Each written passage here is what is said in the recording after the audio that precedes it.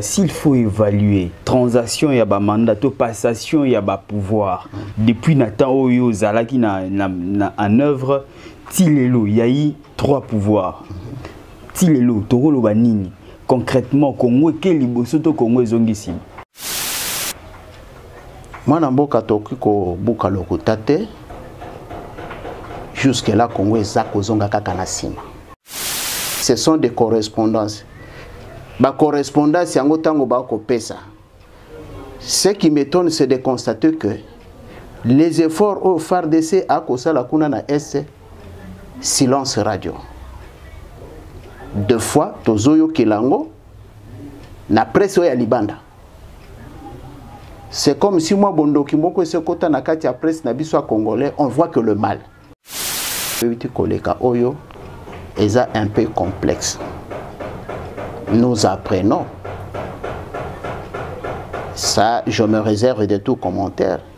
Que zappé na bana mboka ba mususu pe ba autorité politique ba ko sala na kati na mboka wa. Ils sont trempés dans la magouille oyo koleka kuna na est. Et loko se moko ponanga o na moni etikali. Le preuve de force. OK. C'est-à-dire le gouvernement congolais n'a plus le temps à coopérer dans la négociation de gauche à droite parce que les mêmes personnes qui passent na table à négociation 1 mois, 1 année après koyoka yowana zongeli sumanduka koti zamba. Bon, omoni eloko ezaliawa ya liboso peuple congolais toujours souffrir d'abord na information. Okay. On est sous-informé na makambo ebele et lelo yo batu mususu akoyana makanisio yaye alatisi yango elamba apakoli yango mafuta na malasi abimisi yango lokolo eza solo. Abonnez-vous massivement sur votre chaîne Congo Siècle Télévision CSTV, la chaîne de votre chaîne, de notre chaîne, de leur chaîne. Maman Adel Israël. Maman sociale. Hello, bonjour. Nabaye Bazuli Susulibakwa Kolanda, le vôtre Chris Mulunda. Depuis la République démocratique du Congo, la chaîne Nabino Boebi Congo Siècle. Merci Nabaye Bazola Nabiso na Paris, merci Nabaye Bazola Nabiso aux États-Unis, merci Nabaye Bazola Nabiso à Kinshasa, en RDC, partout. Logo la Boyebi, tout ça la raba analyse, il y a actualité dominante, il y a Mboka Nabiso République démocratique du Congo, pays à Afrique. Lelo Nalibaku, Tozali Gobetali Solo, il y a Kinshasa, il y a Afrique, Mobimba Penenge, en général, tous analystes politiques, Moko, il y a bien, Torosolana, il va se présenter tout à l'heure. Mais pour le Poboyeba, na fil na Oyoko Tokolobela principalement, les lois, ils actualité, il y a mort, il y a président, il y a Tanzanie, Azali Magufuli, à Koufaki depuis quelque temps, à Koufaki, mais obsèque naé, ils allaient cette semaine. Et hier, dans la soirée 21 mars, le président de la République démocratique du Congo, son excellence, Monsieur Félix Tshisekedi, à se déplacer qui à Tanzanie pour n'abobsek naïe le rôle à président il y a Union africaine en exercice à Seranda Gikuna et puis à décréter qui 3 jours il y a day national awa na RDC et mi batu ba murmurer ba congolais ba murmurer après plusieurs morts na est qui semble au le Carara Boué. Comment le président peut décréter 3 jours, il y a deuil national, na faveur, il y a Moutoumousous. On va le savoir, Netoluki, analyste politique, Maramebele Zoleka na société, Oyo Togolobela Lelo. Mais de base, il y a moi, pour permettre à sa invité Nangambote et Toko Banaye émission. Bonjour, monsieur. Bonjour. Monsieur André, vous êtes analyste politique. Est-ce que vous pouvez vous présenter pour le public Nabiso Petoko Banamasolo? Oui, comme vous le dites, Kombo Nanga, c'est M. André Wemboloa. Autrefois, au temps de la Deuxième République, je faisais la politique active, c'est-à-dire je participais dans l'opposition à l'époque. Au Tambolaki, au Lekana Conférence nationale souveraine, j'ai été même dans les institutions en place à l'époque, au temps de la Deuxième République. Okay. Les institutions issues de la CNS, okay. Dirigées par... paix à son âme, le fait Etienne Tshisekedi, qui fut Premier ministre, donc Nassala Pena gouvernement. Et pour des raisons de convenance personnelle, il s'est retiré à la scène politique et je fais seulement mes analyses et j'observe. Ça tombe bien, nous recevons quelqu'un qui a vécu au temps de la Deuxième République, à mon réalité à Deuxième République, au mon réalité avec Kabila le père, réalité avec Kabila le fils et actuellement réalité avec Monsieur Antoine Félix Tshisekedi. Donc vous connaissez bien le temps, pour expliquer Bisso Makambo bien. Public na biso ba ko bénéficier. Actualité Mimi Bisso est belé to sur la non pour na actualité. Comme vous dites, vous êtes un analyste politique. Un président, il y a Afrique, il y a Tanzanie à Koufi, Magufuli à Koufi. En RDC ba décrété 3 jours, il y a deuil national. Marque à considération amour pour l'Afrique, to isa bongo, il fallait qu'ils aient la bongo, yuzo ki ngenini.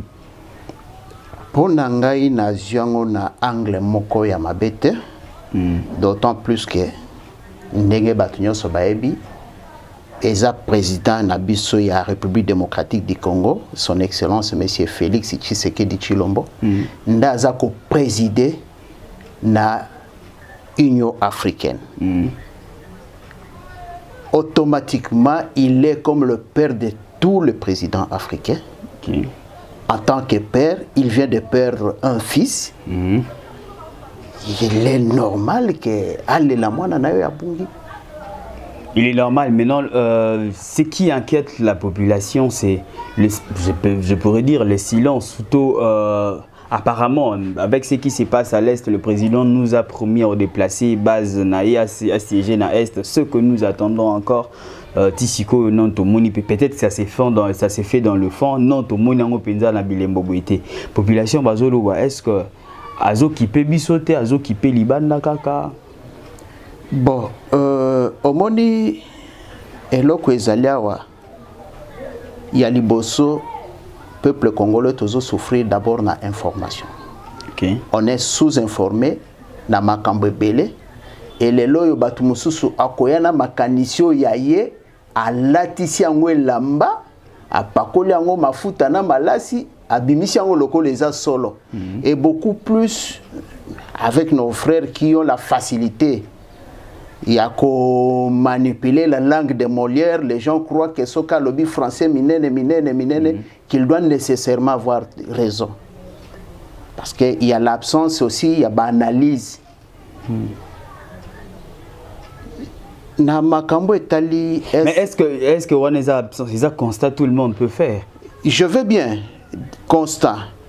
Est-ce que basi bazui temps même ceux qui bakei sur place chercher d'être en contact na baye bazana est yango. Mais on lit des journaux, Mon frère, les journaux que vous lisez, laissez-moi vous poser une question. Est-ce que au Somoni, je me rappelle, je ne fais pas sa publicité. Une fois, j'avais vu seulement un journaliste, un investigateur congolais, où il a présenté une émission à Bosolo na politique. Il y a au moins na monae akita tina est, il a les informations fraîches. Contrairement à Baye Bafande au Ben Akisasa, Bazo Landa, Bazo scripté, mais ils ont correspondants, ils ont des correspondants. Je vais bien. Ce sont des correspondances. Ba correspondance yango tango ba ko pesa. Ce qui m'étonne, c'est de constater que les efforts au FARDC à Kosala kuna na est silence radio. Deux fois tozoyo kelango na presse ya libanda. C'est comme si moi bondoki moko se kota na kati ya presse na biso congolais, on voit que le mal. Et pourtant, ils ont une action sur le terrain. Nous aussi, on a des informations. Toi, tu as un contact avec nous est. Baza ko préciser qu'en tout cas, depuis un certain temps, Monique, FARDC a banni qu'on récupérer Babisi Kebele. Depuis un certain temps, dans le concrètement, parce que l'arme est je viens à peine de lire qu'il y a ici mort dans la zone Ouanakaka. Peut changer, tout peut s'il a complètement. Qu'est-ce que le président peut faire? Tony ni Congolais peut faire ça. Bon, Makambo ya Est, ce qui total yango, na temps ya régime oyo ya Kabila oyo iti koleka oyo eza un peu complexe. Nous apprenons, ça je me réserve de tout commentaire, que zape na bana mboka ba mususu pe ba autorité politique o ba ko sala na kati na mboka wa, ils sont trempés dans la magouille oyo koleka kuna na est. Mais makambo koleka na est soki totali na régime oyo uti koleka awa, on a multiplié ba négociations, ba arrangements, les accords qui n'ont abouti à rien. Et loko se moko ponanga ona moni etikali le preuve de force. Okay. C'est-à-dire le gouvernement congolais n'a plus le temps à perdre dans la négociation de gauche à droite, parce que les mêmes personnes qui passent na table à négociation, un mois, une année après, donc il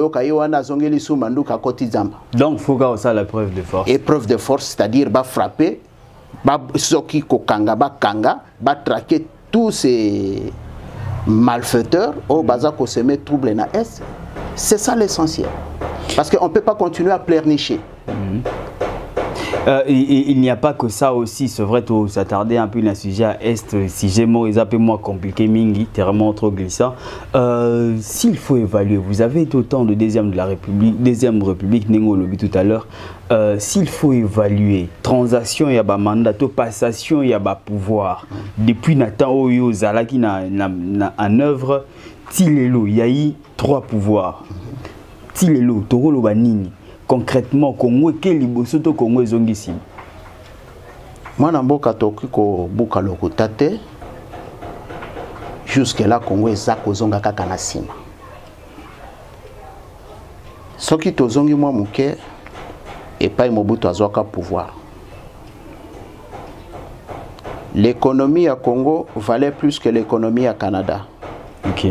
Et là, quand on a yokana na ta mutu moko ta journaliste moko te akenda ko fouiller dans le passé pour nous faire voir ce qui s'est passé avant.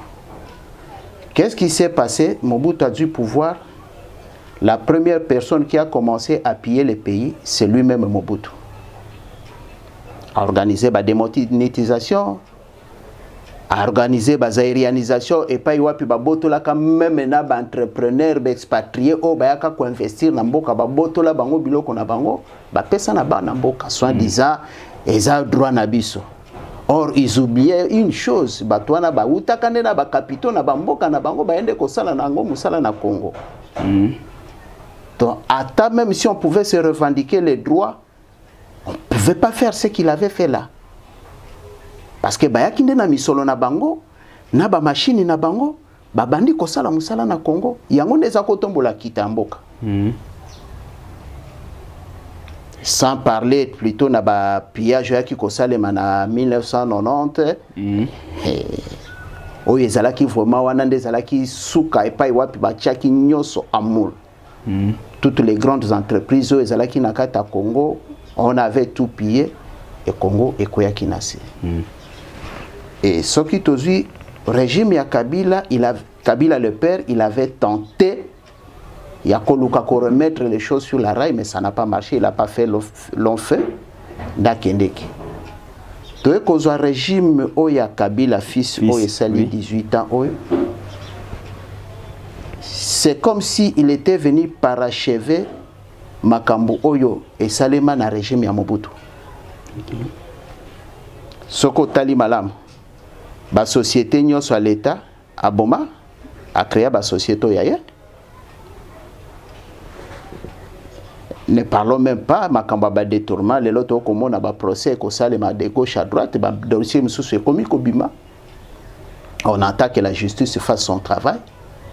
Aujourd'hui, Luka na Congo, l'entreprise, il y a l'État où ils allaient produire. Où ils allaient générer des recettes pour l'État congolais. Et ça presque inexistante. Dans le cas où le Onatra, ils sont par terre. Aujourd'hui SNCC, dans le bâtiment. Aujourd'hui Jekamine. Et Koufa. Aujourd'hui Miba. Et ça la Kalisou. Pendant ce temps, le monsieur s'est permis le luxe à Kotonga, une grande usine. il y a exploitation minerais na est. Et cette usine là société wana au profit à multinationaux. C'est-à-dire les locaux là batubaye basale loko na bango na katamboka na bango basala makam na bango, on ne faisait qu'observer. Mais qu'on se le dise d'abord, moi parenthèse. Oui. Dans ces 18 ans, à la fin, un mandat, parmi mes derniers discours, il a dit il a échoué. Il a reconnu son échec en disant qu'il n'a seulement pas su transformer l'homme zaïrois à l'homme congolais. Parce que le problème qu'il a connu, c'était l'homme congolais. Est-ce qu'il faut charger à la Moutunaï? Oui, mais mon frère, soki tozongi mwa mokesima parce que toza reconnaître que nzambe ndakela mokili oyo et soki toke na makomi na nzambe tozomona Bible eza koloba te si les directives tombent c'est que la tête a fait défaut. Soki toke na langage ya armée balobaka nini, il n'y a pas de mauvais troupes, il n'y a que de mauvais commandants, de mauvais chefs. Automatiquement, nous sommes automatiquement. Mais on continue l'évaluation si on va revenir un peu. Tout ce qu'on attend, il y a Fachi. S'il faut évaluer par rapport à Congo, bon, Nathan et Fachi, d'abord c'est trop prématuré parce qu'à peine, donc 3 ans, ils ont belé, on peut évaluer. Atako eza belé. Mais le contexte politique oyo esali ke ba gérer mboka. Nde pa inanina fungola mwa parenthèse muke mwana mboka. Tango na uta ekolobete bato ba ekosala na régime ya Kabila fils eza lokola ba ekosilisa mosala oyo koboma mboka oyo bandaka uta neleko ya Mobutu. Tala ndenge ba caricaturer mboka au profit ya d'intérêt gourmand na bango. Soko tali constitution ya mboka lelo yo nyonso eza centré autour ya ba parti politique o ya bango. Po ozo esika to ozo ebonga ya mosala na kati na bokonzi to bokulaka ya mboko, c'est-à-dire na kati ya ba régime ya mboko yo, il faut dorénavant ou appartenir na courant politique moko oyo bango baza ko diriger. C'est-à-dire moto lokola ngaya wa soki lokola na parti politique te nazana ndingisa oyo nga na koki ko postuler epai moko te. Pour postuler ezala na députation ezala wapi, il faut d'abord appartenir na parti politique. Même à moi brecho batikela ba candidat indépendant, il n'y a aucune garantie qu'effectivement Moutouana a koki ko réussir. Même la prise de la décision dans la institution, dans le parlement, il faut d'abord dans la famille politique. C'est comme si dans il n'y a que des politiciens qui réfléchissent mieux que les kabato la politique. Mais si ce travail-là, comme vous dites, excusez-moi de vous interrompre, ce qui nous wana et que les politiciens Bazalina Kabila pour parachever l'œuvre qui a commencé Mobutu, c'est que c'est la même chose qui continue. Nathan, il y a Fachi, c'est que Moureza Pinza na Kao. Bon. Parce que ce sont les mêmes personnes. Les mêmes personnes, c'est bien bon. Avec Fachi, on a d'abord l'idéologie. Les canissi oye à Nango, il y a qu'on restaurer d'abord l'état de droit.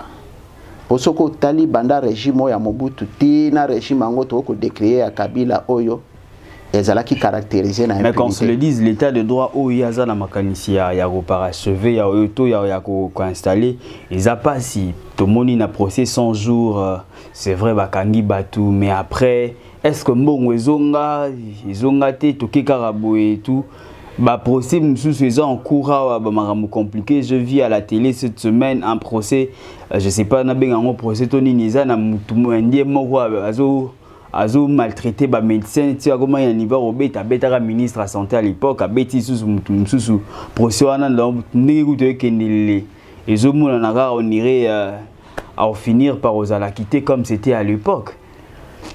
Bon, Moi namboka tikana epselo komoko les problèmes ezaliawa bato bakomisa président de la République lokola juge ya makambo nyonso te parce que ezana eloko babengi ba parcelle d'autorité pe ba pouvoir et administration ezalaka toujours décentralisé. Mais ça je rentre dans votre contexte, il y a toujours une tête. Ce qui bawana il y a des décentralisation bah si c'est que la tête fait problème. Mais non. Le problème est qui cause les pas wapi. Problème est qui cause la délicamba d'individu. La texte est qui cause la wana. Mais bah pour cause la texte, bah comment ça la mécanique oh ya bango. Donc ça revient à la tête de faire impliquer. Voilà, ça revient à la tête, il y a quoi appliquer. Droit aux justice, il y a qu'à sanctionner tout le coup là-bas au wana. Ce qui ne se faisait malheureusement pas na batango oeleka. Au penatango tozali ko espérer parce que tout le monde d'abord un procès à 100 jours au directeur il y a cabinet il y a un président de la République tilelo aza ozare et loko totikala ko mona ngote na sena moyo banda na ba régime nyoso totikala ko yoka te qu'un politicien bakangaye. Eza eloko liboso c'est déjà quelque chose autre comme que moi lumière eza koya mais ça doit pas s'arrêter là et sengeli balanda na ba niveau nyoso na bipai nyoso le kambo koloba wana ya soki responsable à centre ya médical wana c'est ça la politique qui a été caractérisée dans le régime ya Kabila bana mboka nyonso bacha bango pembeni d'abord tous on a un contexte ya hôpital ngo wana ya 50aire à l'occasion ya 50 ans ya indépendance nde babatizaki nde batongaki eloko wana elingolo bake eloko wana eza ya biso bana mboka mais curieusement lelo tomoni ba poste de commandement nyonso eza kaka expatrié bana mboka baza nde bana misala. Il y a de quoi se poser la question. Même ceux qui bango bayaki na ba capitaux na bango ya ba investir, ya quoi investir. Est-ce que mibe qu'on a biso lobi bongo? N'est pas inazabuta ekolobawa. Non respect ya ba texte. Lokola ba mesana ka ne loko wana ya mayuya. Et lelo ba monake ba komozongisa makomona nzela mutu moko ta ko sepela nango. Mutu akobeta maboko peut-être mutu azalaki victime d'injustice. Mais mutu azalaki consommateur d'injustice wana il ne sera pas content pour yebi que peut-être d'un moment l'autre bakocha loboko epai na yel likola ba maboya sala. Voir comment le temps est en train d'évoluer, c'est vrai, tu as analyse, tu as idée sur l'évolution de la gouvernement depuis temps à Mobutu na tango ya Fachi. Certaines personnes disent que Mboko est en Afrique. Facha Tchango est en Afrique.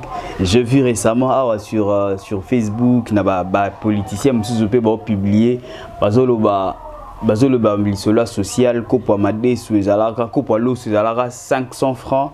Quand Facha Zora pouvoir, les lieux commis 1300, 1000 quelque chose. Kopo Amadé sous les Alara 1300 à l'époque, les lieux commis 2500, quoi même sous 3000. Et Kola Foufou les Alara 1000 francs, les lieux commis 1500, 2000 francs. Donc on se rend compte que le social est complètement chaos. Les 3 années de Fachi avant c'était Kabila. Il y a eu divorce entre le FCC et le cash. Devons-nous encore continuer à jeter le sort ou à jeter ce qui nous arrive? Devons-nous encore continuer à dire Kabila alors que Kabila n'a zane a ou tazane begu na mbokate?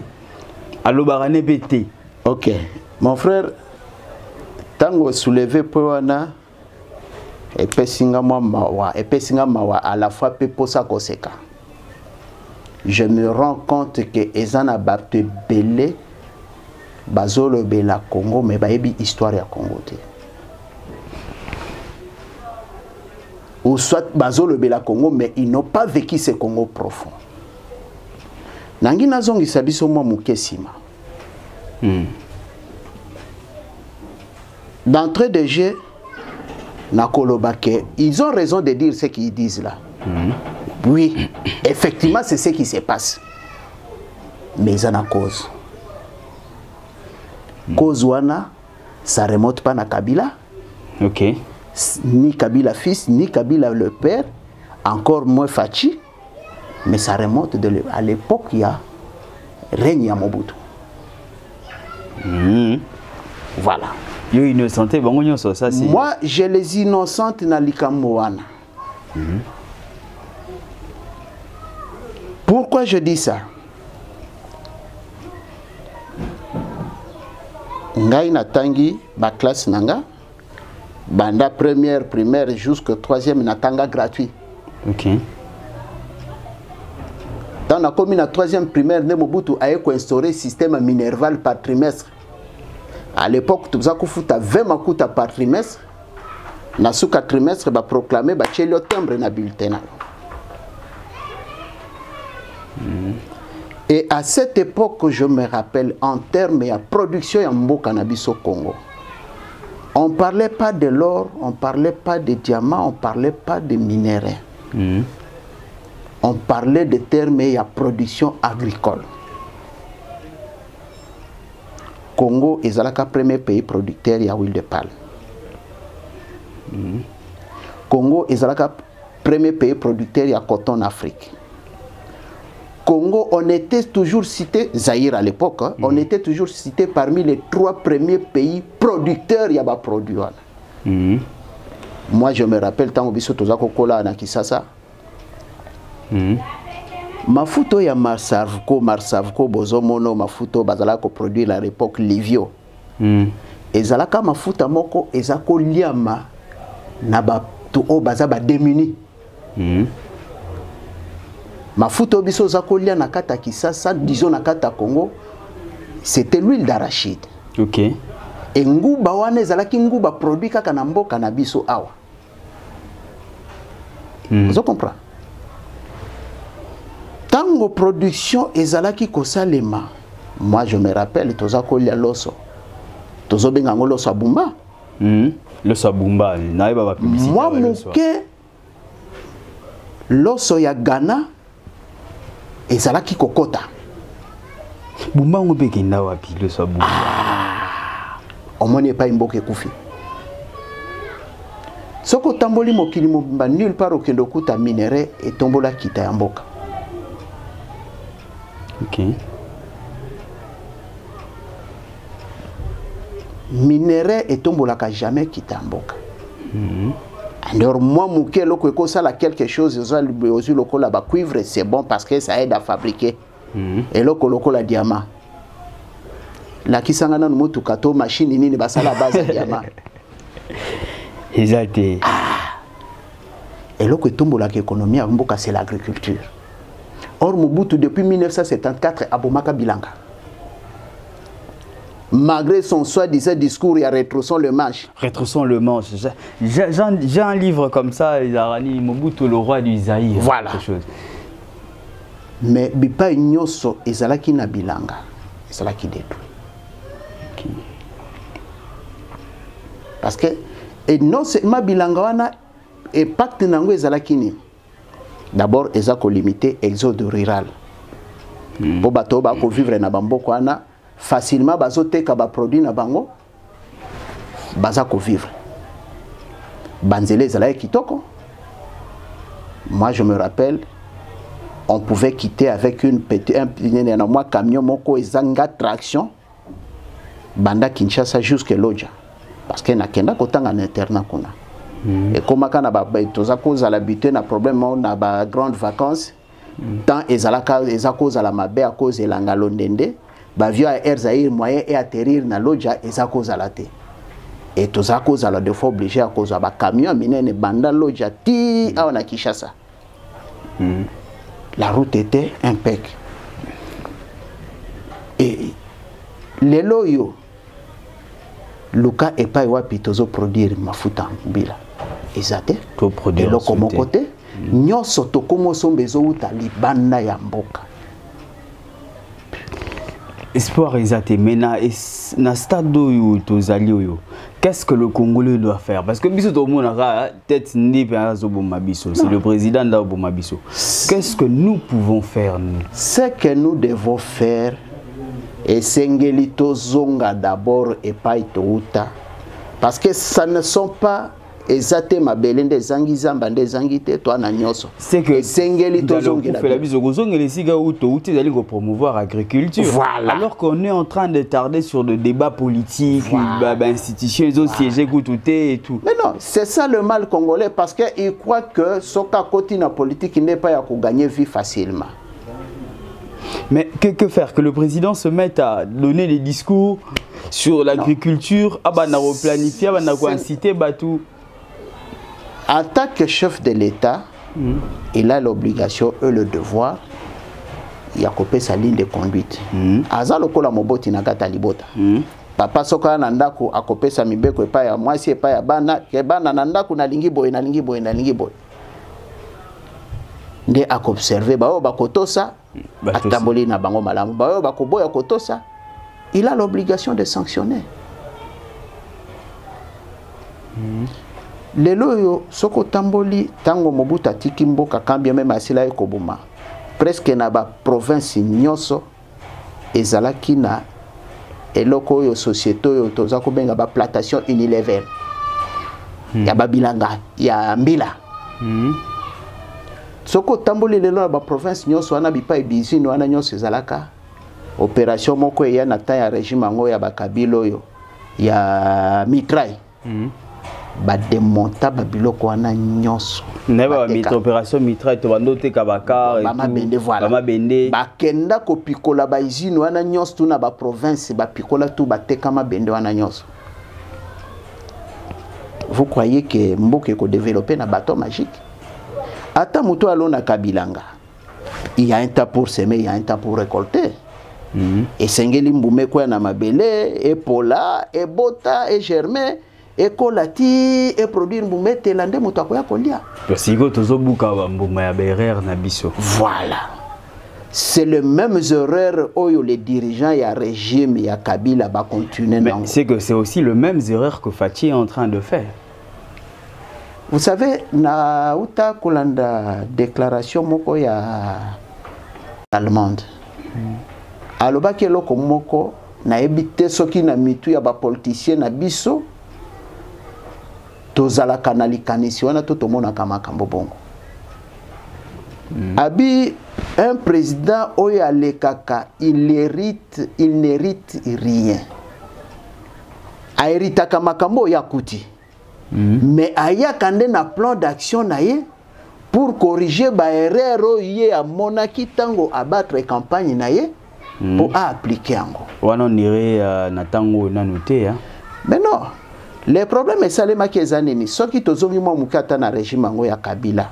Car régime Kabila, non, Kabila salini. Je vais bien. Mon frère, tokoki ko effacer histoire té. Mais Kabila n'est pas. On parlera toujours de Kabila parce qu'il a dirigé ce pays. Oui, il a dirigé tout ce pays. Il a laissé aussi ce pays. Atiki yango. Parce que vous avez été à l'époque de Mobutu et vous pouvez aussi bien dire que vous avez dit que transaction, Bunaïna, papa Etienne Tshisekedi, il paie à son âme, à son temps déjà pour avoir le pouvoir, Namaboka Mobutu, c'est quasiment impossible. Mais non, Kabila se permis de laisser le pays. Il a même reconnu ses échecs. 3 ans en moto, Fathi, rien du tout. Est-ce qu'on doit toujours responsabiliser Kabila? Non.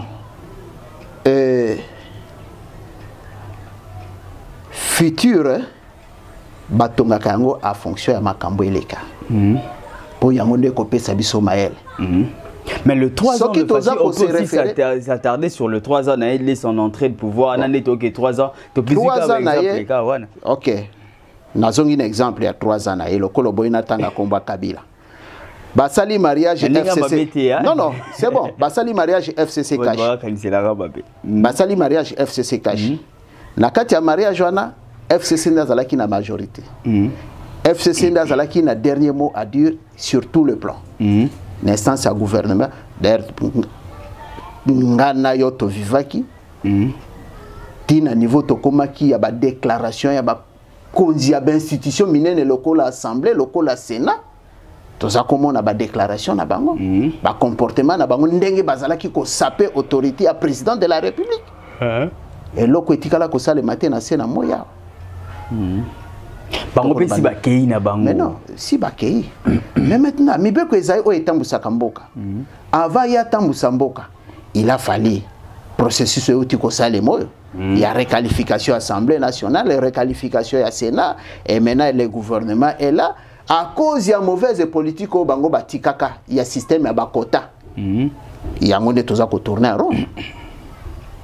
L'exigence, il y a un poste. Donc, pour na Bango, si Baloba Bango Polele que Congo est un gâteau, et si va définir ça comment définir ça comment Congo est un gâteau, n'a évité. Mais dans tout ça, le peuple souffre. Voilà. Ça mon frère, le peuple est là qui a la souka et c'est un soulèvement populaire. Et ça souhait n'angati. Parce que eza lokola mwana te. Pour ça na toki to komwana na memayo. Pour ça na so to komwana mama. Mbalami balé misato yamine. A okenda soute. C'est ce qu'on est en train de vivre. L'IP mati, l'IP zara 200, il commis 300, 500. C'est tout à fait normal mon frère. Biloko nyonso esala kalipa na toza ko importer yango. Et là, quand on dit que l'économie en Boka, ezali ni eloko na koloba production agricole. Na kopé sandaxi en Boka loko la Chine loko les États-Unis. Et so yoka États-Unis balobela ka diamant, yoka balobela ka or. Mais les gens n'ont jamais fait un effort à koyeba qu'est-ce qui fait la force des États-Unis. Ba fermier bazali makasi ya États-Unis eza basé na biloko mibale. L'os on a café. OK. Chaque année, États-Unis a récolté la production et a réserve il y a 50 ans. C'est-à-dire, vous sali bango bitumba pendant 50 ans, bako kata lisusu bilangate, bako bengi selo ko libanda mbokate, mais bako vivre na réserve na bango na pendant 50 ans.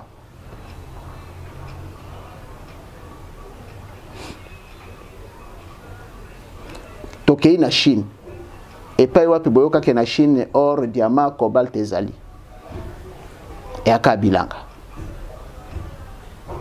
Le Chine a collé ça presque mokili mobimana bilanga. Et à partir de la recette à bilanga na yende et sali que ba industrialiser boka na bango. Mais avec tous ces systèmes, la RDC n'a mis mon até poning olobela n'a mis mon à place biso se situer té. Tokomi na biso au chité dans peu de temps nous allons chiter. Mais la population congolaise ou la RDC, qu'est-ce que nous devons faire ou qu'est-ce que nous bon, qu'est-ce que dirais-je que devons-nous faire en ce stade? La population, azana elo comment quoi qui kosalate, tout doit venir d'abord na bakonzo bako kambamboka. Et soki balingi makambo etambola malamu. Batiki la biso nano makelele ya ba minere, bazongi sa bilanga. D'abord les routes des desserts agricoles. Parce que moto azana mboka lelo to komo tanga Kinshasa la capitale la plus peuplée. Pour nini exode rural et ko sale matango nyonso. Pourquoi? Ok, mon frère, moi j'ai eu à faire la route de Kinshasa jusqu'à Mbujimayi. OK. Na kota na babando de bipai wapi bamboka mususu. Na leka nzela wana. Ouais, bamboka mususu okende kokuta biloko eko pola. Pourquoi? Parce que mutu ke koma kalisusu te nzela ya mabe. Na mona bakota ba pon loange kuna bamboka bakati kati wa. Voilà. Et mutu andengwa na ko sani. Tango ayoki Kisasa. Asali makasi nyonso ayembango na Kisasa. Aye kofanda naye. Po azana facilité à cause ata moi savon, moi lamba alati. Mais soki lelo mutu azana mboka. Asali moi bilanga naye. Amoni mutu alongwe Kisasa wake asombeli biloko wana sur place. Mutu kelongwe Kisasa wa ememelie savon kuna na mboka ememelie mungwa ememelie elamba. Est-ce qu'il aura le temps ya galérer ndenge to ko mone belé le batondi bazo galérer? Non.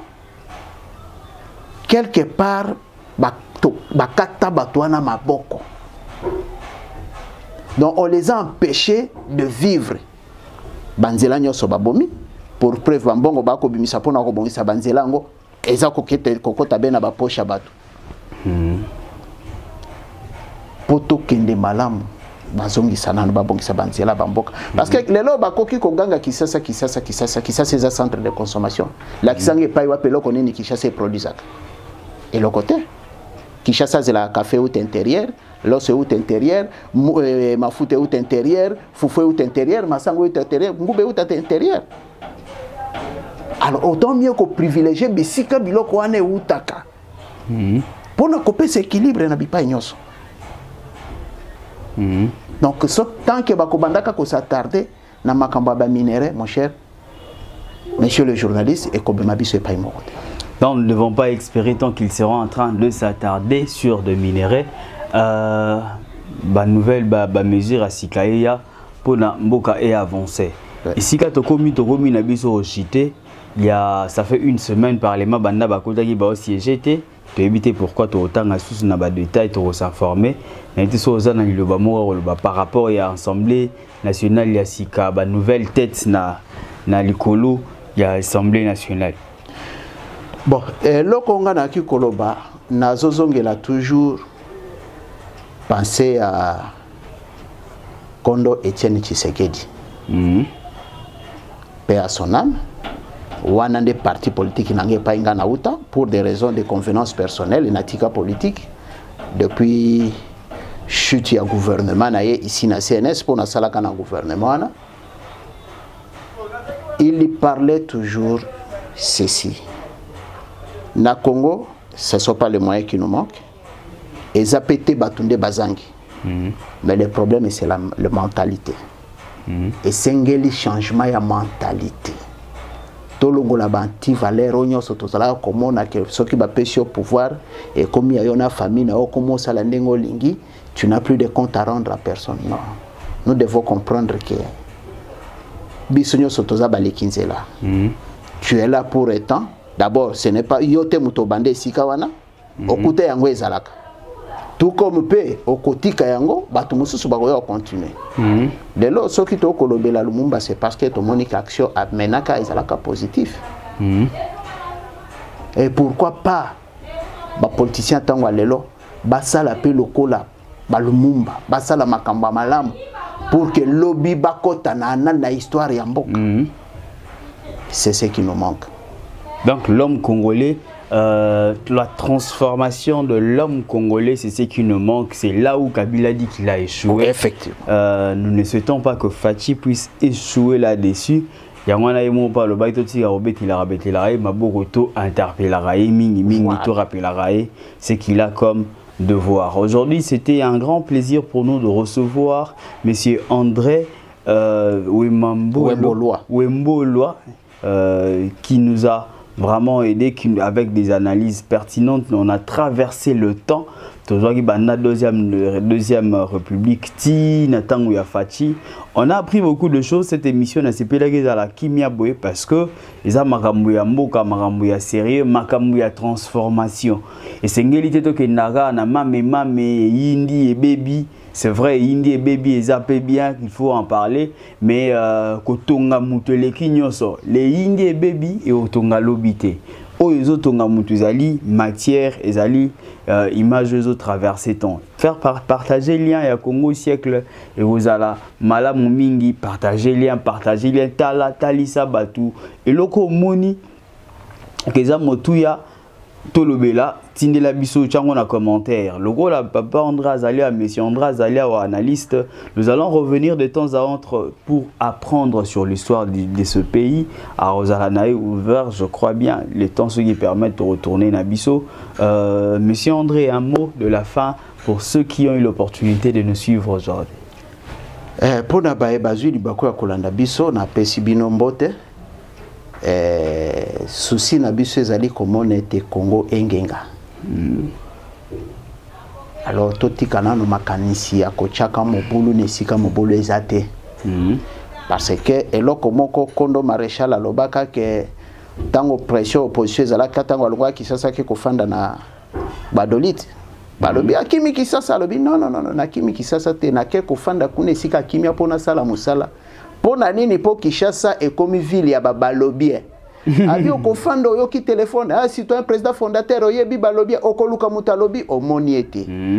Mboka etambolaka na ba rumeur te. Mboka etambolaka na ba fait concret. Bannissons le rumeur. Totonga ne mboka. Et mboka etonga makezala kaka bakonzi ya mboka te initiative privée pe tonga kamboka eloko na ki koloba na bana mboka yango wana. Merci. Initiative privée Petonga Ramboka, Adèle Israël, la France, Mère Topesio Mbote, Glody Messa, merci pour la réalisation, merci pour le courage du terrain. Bandegonion so ya poto en tout cas boza ebele kotanga bino moko moko boza la pasi mais boza ebele na poto oyo bo soutenir biso oyo bo benga biso chaque semaine oyo bo adopter biso soki élément ekotité na Congo siècle vous nous appelez pour dire Chris Tomoni Loroté, merci. En tout cas, merci. Vous nous soutenez beaucoup. Tchapenza commentaire, si j'ai biso émission, il y a réflexion, Torosa la binope ba reportage à terrain. Nzambe azala na biso, Nzambe azala na Congo. Tobunda ilongo, mboke bonga. Bye bye.